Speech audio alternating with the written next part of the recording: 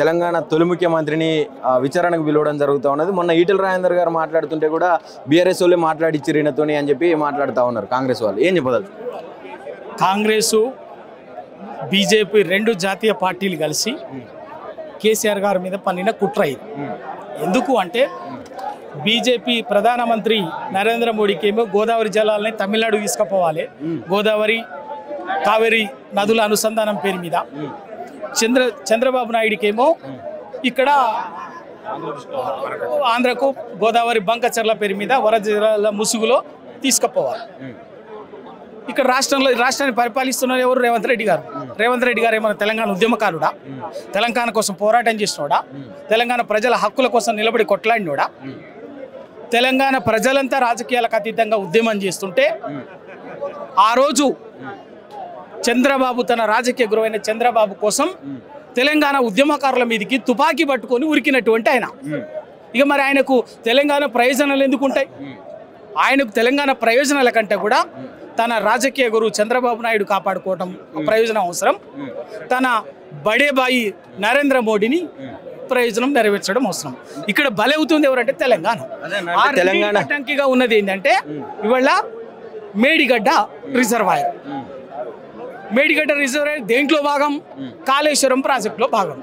Kaleshwaram project ఏంటంటే తెలంగాణకు ఎవడు ఒప్పుకున్నా ఒప్పుకోకపోయినా కాళేశ్వరం అనేది తెలంగాణకు జీవధార, తెలంగాణకు కల్పతరువు, తెలంగాణకు 100 ఏళ్లకు ముందు చూపుతో కట్టినటువంటి వరప్రదాయిని కాళేశ్వరం. దాన్ని ఒక కేసీఆర్ అనేటటువంటి వాడు అన్ని కోణాలు ఆలోచించి కట్టింది. కేసీఆర్ని బదనాం చేస్తే అట్లా మేడిగడ్డని ఎండబెడితే తను అనుకున్నటువంటి రాజకీయ గురువుకు తమిళనాడుకు నీళ్ళు పంపించవచ్చు, గోదావరి జలాల్ని ఆంధ్రాకు పంపించవచ్చు, బడేబాయికి తమిళనాడుకు పంపించవచ్చు. దానికోసం చేస్తున్నటువంటి తప్ప ఇంకా వేరే ఇంకేమీ లేదు. అంటే తుమ్మిడిగడ్డ దగ్గర నుంచి మేడిగడ్డకు తీసుకురావడానికి కారణమే 1,00,000 కోట్ల స్కామ్లో భాగం.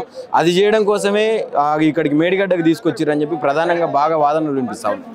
తుమ్మిడిగట్టి దగ్గర రిజర్వాయరు తుమ్మిడిగట్టి అని మాట్లాడేట ఆయనకు తుమ్మిడిగట్టి ద్వారా తెలంగాణకు 160 టీఎంసీల నీళ్ళు వస్తాయి, తెలంగాణ కష్టాలు తీరుతాయని ఎవరైనా చెప్పిన ఆయనకేమైనా అసలు బ్యారేజ్ ఏందో తెలుసా, డ్యామ్ ఏందో తెలుసా, రిజర్వాయర్ అంటే ఏందో తెలుసా, టీఎంసీ అంటే ఏందో తెలుసా, అవుట్ఫ్లో అంటే ఇన్ఫ్లో అంటే కాంటూర్ అంటే ఏమంటే తెలుసా? కనీసం ఇది తెలియనటువంటి వాళ్ళు పెద్ద పెద్ద మహాపండితులు అవతారం ఎత్తి మాట్లాడుతున్నారు. కరెక్టే, ప్రాణహిత చెవెళ్ళ తుమ్మిడిగట్టి దగ్గర కలిగితే తెలంగాణ అద్భుతం జరిగి ఉండేది కదా.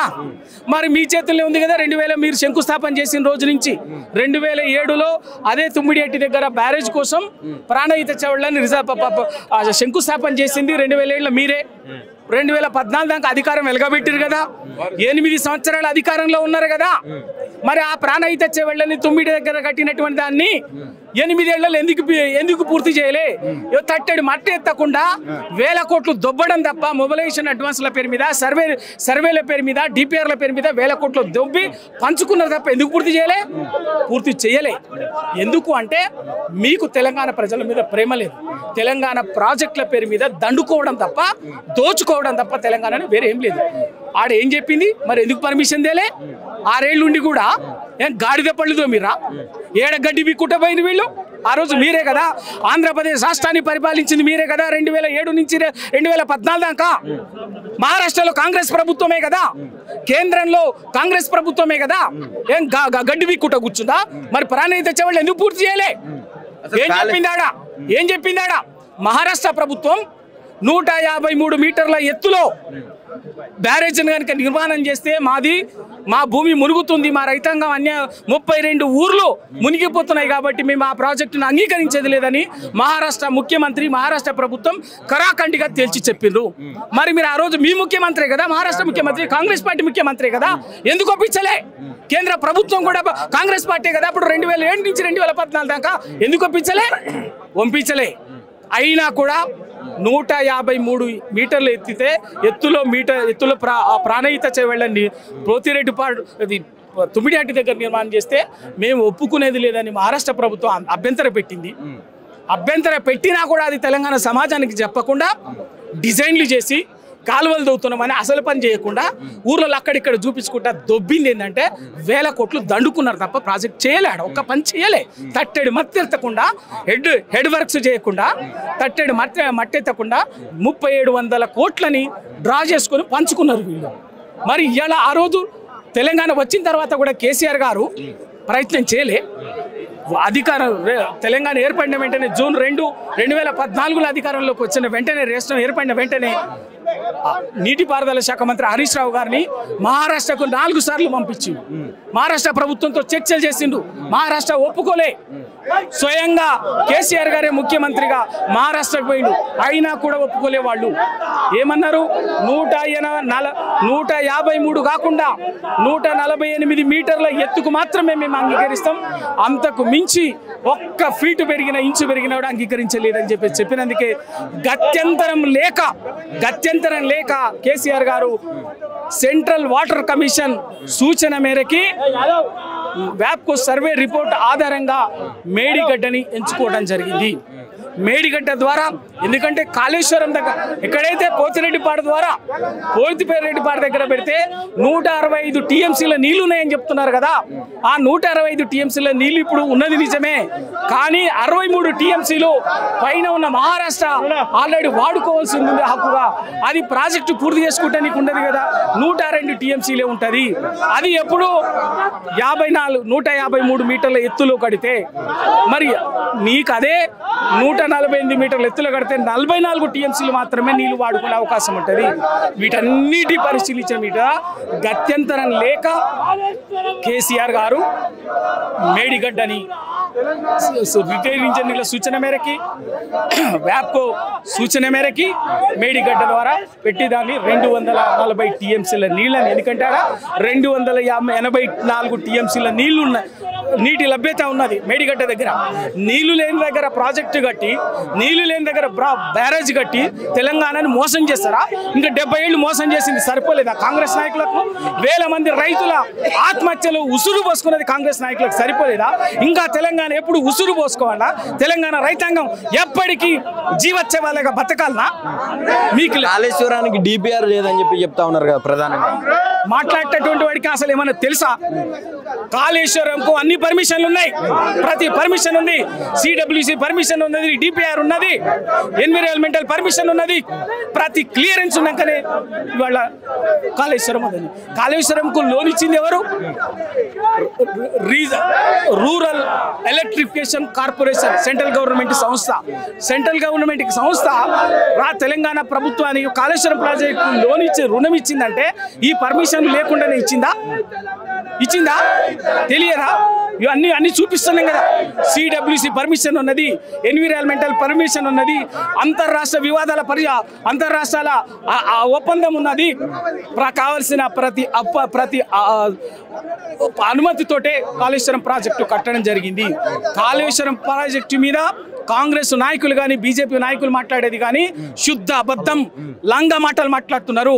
ఎందుకు అంటే ఈ లంగ మాటలు ఇంకా ఇవాళ సంవత్సరన్నర, ఎన్నికలకు ముందు ఎన్నికలు అయిపోయినాక సంవత్సరన్నర కాలంగా మాట్లాడుతున్నారు. వీళ్ళ విచారణ పేరు మీద కాలయాపన చేస్తే ఇంకింత కాలం అయితే, ఎందుకంటే తేలిపోయింది. ఎన్డీఎస్సీ ఏం చెప్పింది?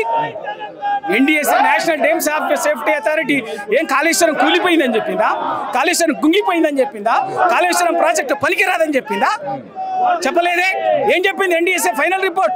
మీ రాజకీయ అవసరం కోసం ఎన్డీఎస్ఏని తెలంగాణ మీదకి రాత్రి పంపినా కూడా ఎన్డీఎస్ఏ చెప్పిన మాట ఏంటంటే ఒకటే చాలా స్పష్టంగా, 8 బ్లాక్లలో 7వ బ్లాక్లో 2 పిల్లర్లు కుంగినాయి, వాటిని సరిదిద్ది తొలగించి లేదా పూర్తిగా పునర్నిర్మాణం చేసి యథావిధిగా మేడిగడ్డ రిజర్వాయర్ను వాడుకోవచ్చు అని చెప్పింది.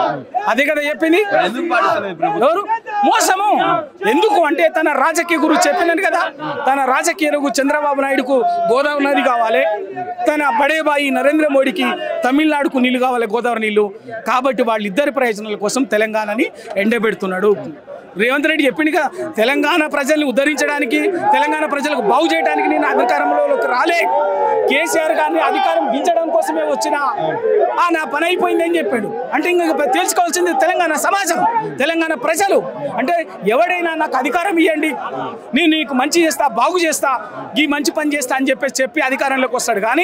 కానీ రేవంత్ రెడ్డి చెప్పింది మనం చెప్పిండు కదా, యాదగిరిగుట్ట లక్ష్మీ నరసింహ సాక్షిగా ఏం చెప్పిండు, నేను అధికారంలోకి వచ్చింది, నా లక్ష్యం అయిపోయింది, నేను కేసీఆర్ని గద్దెదించాలనుకున్నా, దించినా ఇక మీరు ఏమైనా చేసుకోండి అంటే ప్రజలు గంగలు గలవని.